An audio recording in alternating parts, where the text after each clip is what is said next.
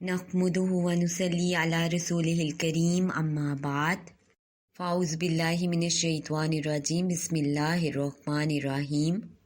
रब्बिश्रह ली सदरी व यस्सिर ली अमरी वहलुल उक़दतम मिन लिसानी यफ़क़हू क़ौली रब्बी ज़िदनी इल्मा रब्बी ज़िदनी इल्मा रब्बी ज़िदनी इल्मा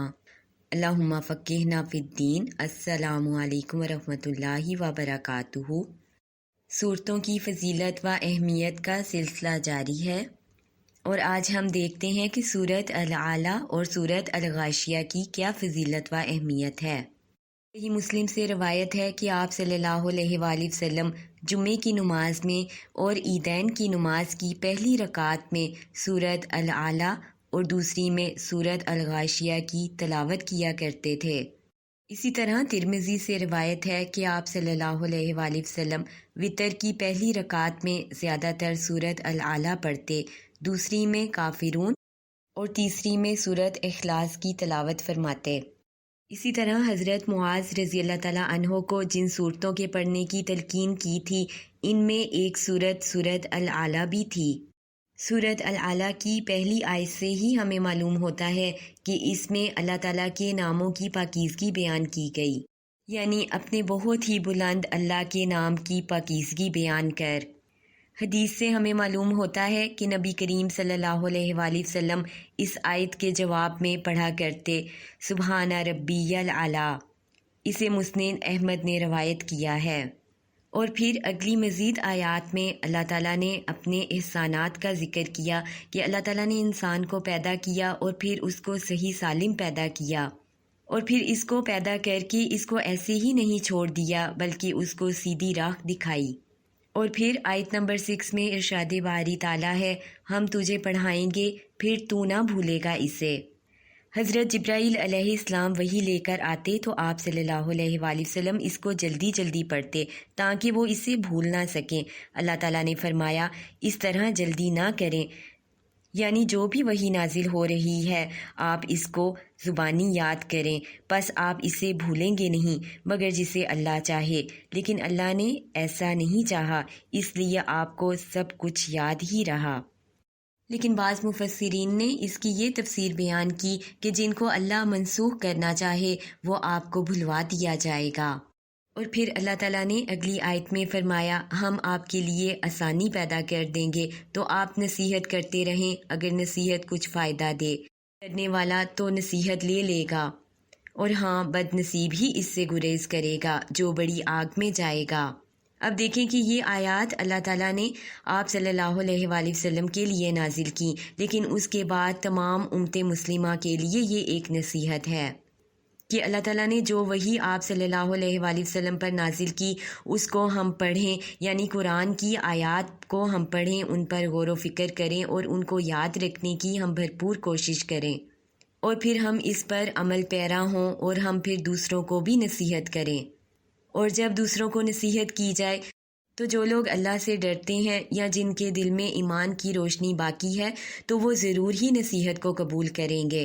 लेकिन दूसरे वो लोग हैं जो कि नसीहत को कबूल करना ही नहीं चाहते सिरे से, उनके लिए आयत नंबर 11 में इरशाद बारी ताला है, बदबख्त इससे गुरेज करेगा। यानी ऐसा शख्स बहुत ही बदनसीब है कि जिसके पास हदायत आई, नसीहत करने वाले भी मौजूद हैं, लेकिन ऐसा शख्स जो है नसीहत को किसी तरह कबूल करना ही नहीं चाहता। और फिर आयत नंबर 12 में इन लोगों का इंजाम बता दिया गया जो बड़ी आग में जाएगा, जहाँ फिर ना वो मरेगा और ना ही वो जिएगा। अब देखें कि कौन लोग नसीहत हासिल नहीं करते। ऐसे लोग नसीहत हासिल नहीं करते जो गुनाहों की दलदल में इस कदर वो गिर चुके हैं कि वो वापस आना ही नहीं चाहते, वो अल्लाह की तरफ लौटना ही नहीं चाहते और ना वो इस्तग़फ़ार करने की कोशिश करते हैं। लेकिन साथ ही अल्लाह ताला ने आयत नंबर 14 में इंसान को ये तसल्ली दे दी कि बेशक इसने फलाह पा ली जो पाक हो गया। जिन लोगों ने अपने नफ्स को पाक करने की कोशिश की और अपने दिलों को शिर्क व नाफरमानी की आलूदगी से पाक करने की कोशिश की, उनके लिए फलाह है। और ऐसा शख्स फलाह कब पाएगा? اور جس نے اپنے رب کا نام یاد رکھا اور نماز پڑھتا رہا۔ آیت نمبر 15 میں اللہ تعالیٰ نے بتا دیا کہ ایسا شخص جب گناہوں سے نکلتا ہے، اللہ سے توبہ و استغفار کر لیتا ہے، تو وہ اپنے رب کا نام یاد رکھتا ہے، یعنی وہ نمازوں کی پابندی کرتا ہے اور ذکر و اذکار میں مشغول رہتا ہے تاکہ وہ مزید گناہوں سے وہ بچ سکے۔ اور پھر آیت نمبر 17 میں اللہ تعالیٰ نے فرمایا اور آخرت بہت بہتر اور بہت بقا والی ہے، یعنی اگر انسان نیکیاں کرے، گناہوں سے بچتا رہے، اللہ اور اس کے رسول کی فرما برداری کرے، تو یہ دنیا جو ہے وہ آخرت کے مقابلے میں کچھ بھی نہیں، اور آخرت میں جو انعام ملیں گے وہ اس سے بہت ہی بہتر ہیں جو کہ وہ دنیا کی زندگی میں نعمتوں کی صورت میں ڈھونڈتا رہا۔ اور ایسا شخص آخرت میں اپنی منزل کو دیکھ کے، ان نعمتوں کو دیکھ کر خوش ہو جائے گا، اور یہی اصل کامیابی ہے اس کی۔ اب ہم سورۃ الغاشیہ کے متعلق دیکھتے ہیں۔ سورۃ الغاشیہ، غاشیہ کہا جاتا ہے قیامت کو، اس لیے کہ اس کی ہولناکیاں تمام مخلوق کو ڈھانپ لیں گی، جیسے کہ سورۃ الغاشیہ کی آیت نمبر 1 میں ہے، کیا تجھے بھی چھپا لینے والی یعنی قیامت کی خبر پہنچی ہے؟ اور پھر فرمایا اس دن بہت سے چہرے ذلیل ہوں گے، یعنی کافروں کے چہرے جھکے ہوئے پست اور ذلیل ہوں گے۔ اور پھر آیت نمبر 3 میں ارشاد باری تعالیٰ ہے، اور محنت کرنے والے تھکے ہوئے ہوں گے، یعنی ان لوگوں کو اتنا پرمشقت عذاب دیا جائے گا کہ اس سے ان کا سخت برا حال ہو جائے گا۔ اور مفسرین نے اس کا دوسرا مفہوم یہ نکالا ہے کہ ایسے لوگ دنیا میں عمل کر کر کے تھک چکے ہوں گے، یعنی بہت عمل کر رہے ہوں گے، لیکن وہ عمل باطل یعنی مذہب کے مطابق ہی نہیں ہوگا، یعنی بدعت پر وہ مبنی ہوگا۔ یعنی ایسے لوگ ساری زندگی اپنی طرف سے عبادات تو کرتے ہوں گے، لیکن ان کی یہ عبادات جو ہیں وہ بدعت پر مبنی ہونے کی وجہ سے ان کے کسی کام نہ آئیں گی، اور ایسے لوگ آخرکار جہنم میں ڈالے جائیں گے۔ اور ایسے ہی لوگوں کے متعلق آیت نمبر 4 میں کہا گیا، وہ دہکتی ہوئی آگ میں جائیں گے، اور نہایت گرم چشمے کا پانی ان کو پلایا جائے گا، ان کے لیے سوائے کانٹے دار درختوں کے اور کچھ کھانا نہ ہوگا، جو نہ تو ان کو موٹا کر پائے گا اور نہ ہی ان کی بھوک مٹائے گا۔ اب ان آیات میں سخت کھولتے ہوئے پانی کا ذکر ہے جس کی گرمی انتہا کو پہنچی ہوئی ہوگی، اور پھر اگلی آیت میں ایسے درخت کا ذکر ہے جو کہ کانٹے دار ہے، اور کانٹے دار ہونے کے ساتھ ساتھ یہ درخت اس قدر خشک ہو چکا ہے کہ جس کو جانور بھی کھانا پسند نہیں کرے، یعنی یہ بھی زقوم ہی کی طرح ایک نہایت بدمزہ اور ناپاک ترین کھانا ہوگا، جیسے کہ آیت میں کہا گیا کہ جو کہ نہ ان کو موٹا کرے گا اور نہ ہی ان کی بھوک کو مٹائے گا۔ اور پھر اگلی آیات میں اہل جنت کا ذکر کیا گیا اور فرمایا گیا کہ بہت سے چہرے اس دن تر و تازہ ہوں گے، اپنی کوشش پر خوش ہوں گے، بلند و بالا جنتوں میں ہوں گے، جہاں کوئی بیہودہ بات نہیں سنیں گے، جہاں بہتا ہوا چشمہ ہوگا، اس میں اونچے اونچے تخت ہوں گے، اور اب خورے رکھے ہوئے ہوں گے، اور ایک قطار میں لگے ہوئے تکیے ہوں گے، اور مخملی مسندیں پھیلی ہوئی ہوں گی۔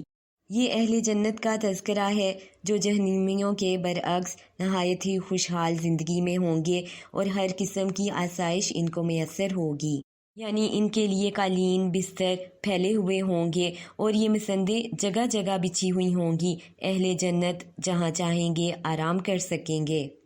اور پھر اگلی آیات میں اللہ تعالیٰ نے پھر ایک دفعہ اپنی نعمتوں کو گنوایا، میں سواری کے لیے استعمال ہونے والے اونٹوں کا ذکر کیا گیا، اور آسمان اور پہاڑوں کا ذکر کیا گیا، اور پھر زمین کی جو نعمتیں ہیں ان کا ذکر کیا گیا۔ اور اللہ تعالیٰ نے ان نعمتوں کا ذکر اس وجہ سے کیا تاکہ انسان غور و فکر کرے، اور انسان یہ سوچے کہ اللہ نے اس کو کتنا بڑا وجود عطا کیا ہے اور کتنی قوت و طاقت اس کے اندر رکھی ہے، لیکن اس تمام طاقت کے باوجود بھی اللہ ہی کی ذات کو تمام تر اختیار حاصل ہے،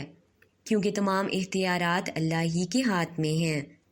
اب یہ اللہ ہی کی طاقت کا ثبوت ہے کہ آسمان کتنی بلندی پر ہے، 500 سال کی مسافت پر، پھر بھی بغیر ستون کے وہ کھڑا ہے، اور اس میں کوئی شگاف اور کجی نہیں ہے، اور پھر اللہ ہی کی ذات نے آسمان کو ستاروں سے سجا دیا، اور ان آیات کے بعد اللہ تعالیٰ پھر آپ صلی اللہ علیہ وآلہ وسلم کی طرف متوجہ ہو کر فرما رہے ہیں کہ آپ نصیحت کر دیا کریں کیونکہ آپ صرف نصیحت کرنے والے ہیں، آپ کچھ ان پر داروغہ نہیں۔ ہاں، جو شخص روگردانی کرے اور کفر کرے